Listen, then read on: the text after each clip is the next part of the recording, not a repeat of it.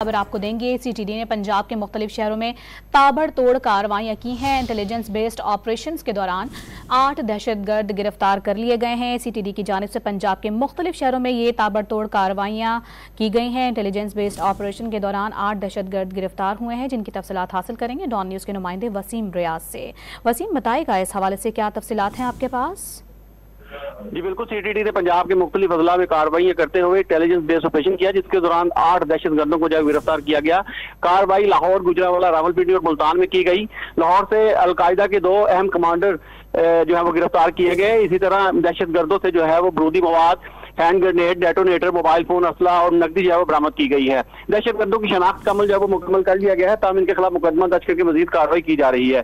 CTD का पंजाब भर में ये ऑपरेशन जो है वो हफ्तावार ऑपरेशन जारी है और सीटीडी का इस सवाल से कहना है कि गिरफ्तार जो दहशतगर्द हैं इनकी निशानदेही पर मजीद गिरफ्तारियां भी अमल में लाई जा सकती हैं।